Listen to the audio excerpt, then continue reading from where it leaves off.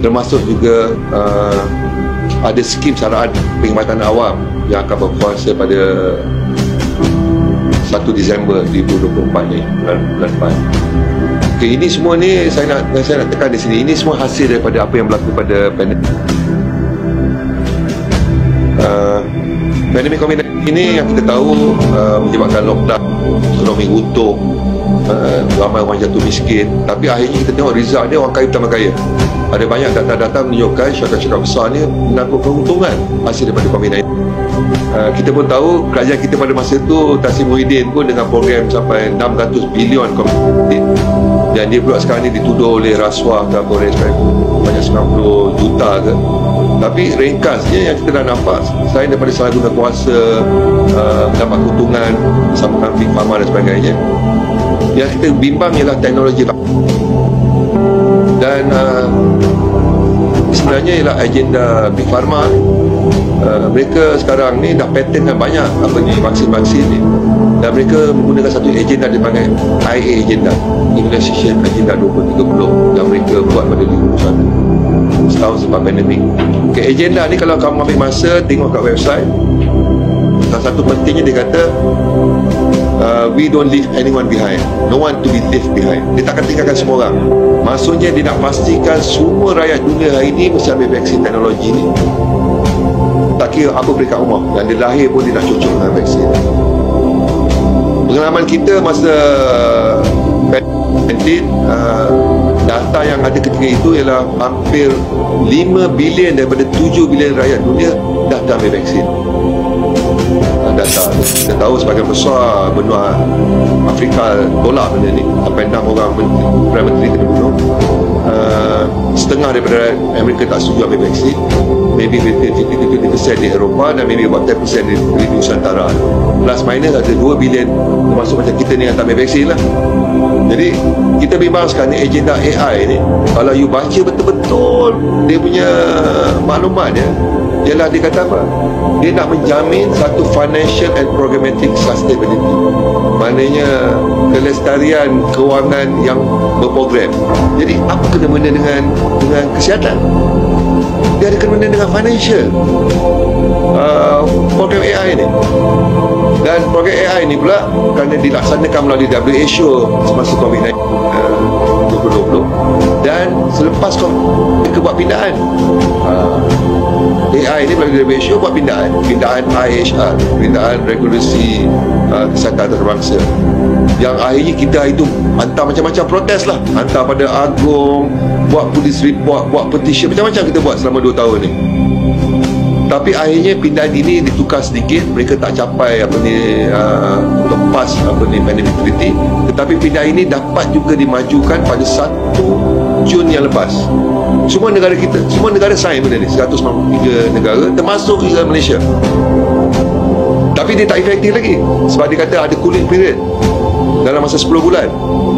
Jadi saya punya concern sekarang, kalau kita kira 10 bulan daripada tarikh bulan Jun, 1 Jun, Julai, Ogos, September, Oktober, November, Disember, Januari, Februari, March next year. Ini yang kita bimbang sekarang ni, ada kemungkinan another pandemic akan berlaku selepas bulan March next year.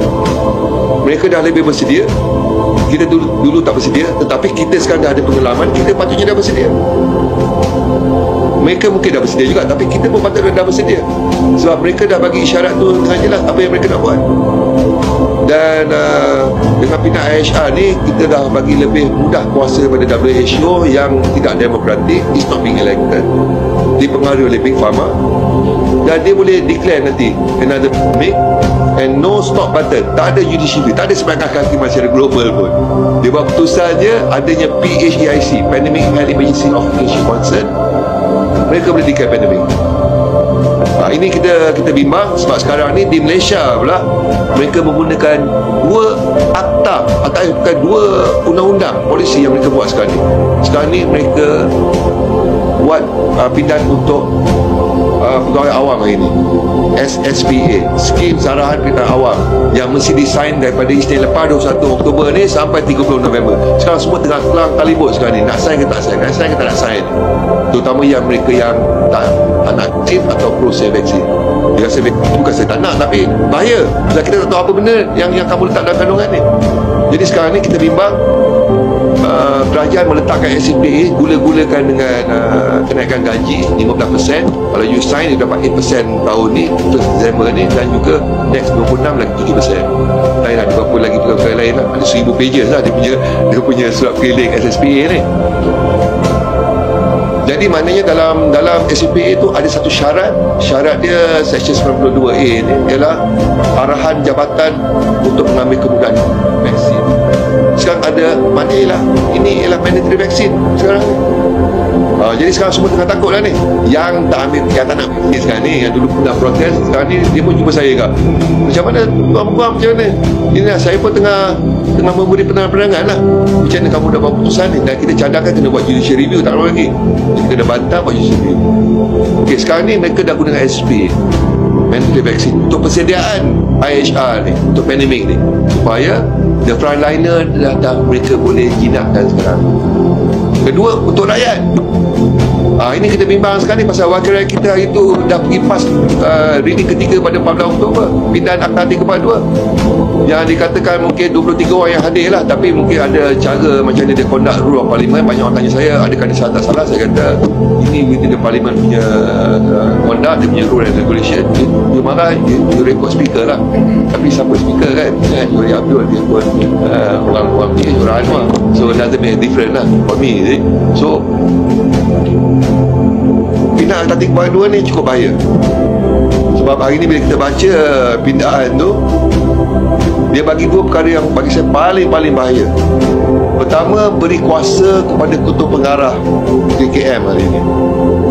Dia boleh buat apa saja peraturan, apa saja cara, any measure kepada semua orang atau kumpulan orang atau kepada pengamal perubatan, bagaimana untuk kawal dan mencegah penyakit-penyakit. Wah, ini kuasa besar ni. Dan kalau langgar peraturan ni menjadi kesalahan, boleh didenda 8,000 tak salah saya, penjara 2 tahun atau 2 je. So it's a very powerful tool. Bahawa sekarang ni ketua pengarah KKM ni dengan kuasa yang dia ada sekarang ni, dia boleh buat apa saja. Satu yang kita bimbang. Anwar Ibrahim dulu cakap kan, masa dia nak present masa di urus 1 before Perdana Menteri Sabri, dia kata tak boleh pindahan ni, ini kuasa besar, salah kuasa boleh menyebabkan rasuah. Nah, kerajaan dia dah luluskan.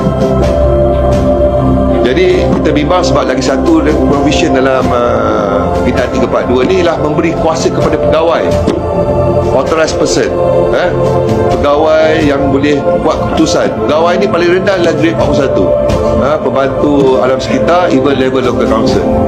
So bila saya baca benda ni, saya tengok pegawai ni kuasa dia cukup kuat. Sebab apa? Sekarang ni bukan saja pasal dia tahu awak ada penyakit. Kalau saya ada sebab mempercayai awak ada penyakit, saya boleh tahan kamu, saya boleh kuarantin kamu, asingkan kamu di satu tempat, tak semestinya hospital atau mana-mana tempat dalam definisi itu, dalam tempoh yang kami akan tentukan, sehingga kamu tidak membahayakan kepada orang ramai. Wish, you reason to believe. Dan juga boleh menggunakan kekerasan yang perlu. So saya bila tengok perkataan ni, saya kata ini kuasa ni mengalahkan polis. Dan kuasa ni pula mesti semua kuasa pada pegawai ni mengikut macam kanun kesan jenayah, kanun proses jenayah. Wah, kuasa tu dah lah bagi kuasa lebih, bagi kuasa macam polis. Kalah polis hari ni sekarang ni. Sebab apa? Hari ni kalau polis ikut akta polis, tak, kalau dia tahan awak dalam masa 24 jam, kamu ada hak jumpa peguam, dapat nasihat, dan mereka tak boleh tahan masa 24 jam. Mereka kena bawa pergi ke mahkamah. Ada tapisan lagi, pergi mahkamah untuk minta remand sampai 14 hari. Tak ada bukti, bebaskan dia macam jaminan polis tu. Kalau ada bukti, pergi pendakwa, charge dia kat mahkamah, pergi kat mahkamah, dakwa dia, buktikan, tuduh apa-apa. Tak puas hati kalau kalah, pergi buat rayuan. Ada 2 peringkat rayuan. Tapi hari ni pegawai yang boleh syak you ada sakit penyakit level 41 dengan arahan ketua pengarah, kuasa dia boleh menyiasat, boleh menentukan, boleh menghukum bila-bila, letak satu tempoh, dan letak peranti untuk monitor you kat mana. Dalam Sorok Kayu letak peranti lagi. Jadi saya nampak ini dua provision ni memang amat bahaya, melanggar hak asasi ni. Sebab tu saya nak ulang balik. Mereka yang ke atas wakil rakyat ni, dia angkat sumpah apa ni? Sumpah-sumpah ke? Sumpah nak jaga perlembagaan, nak jaga hak asasi. Bukan buat undang-undang secara sewenang-wenang, secara arbitrary. Tak boleh. Tak boleh ni. Ini saya risau kita terpaksa bertempur kalau jadi macam ni. Pasal you dah paksa rakyat ni. Dia tak boleh rasuah. Rasuah dah terjadi, salah guna kuasa. Saya syak you. Okey. You tak nak kena kuarantin. Bayar lah. Kau tim lah. Ini yang cerita lagi banyak kau tim lah cerita dia. Jadi sebab tu saya cukup bimbang.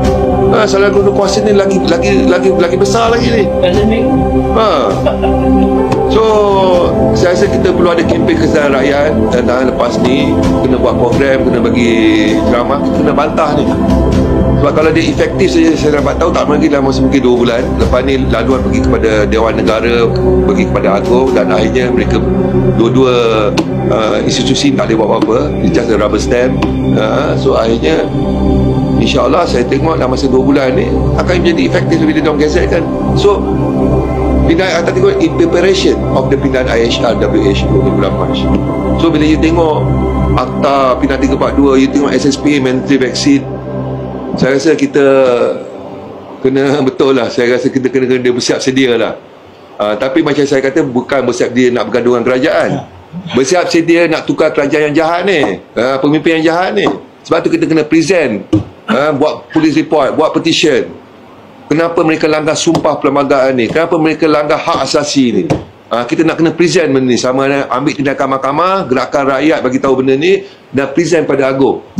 Within the framework of constitution, kita kena bawa perkara ni.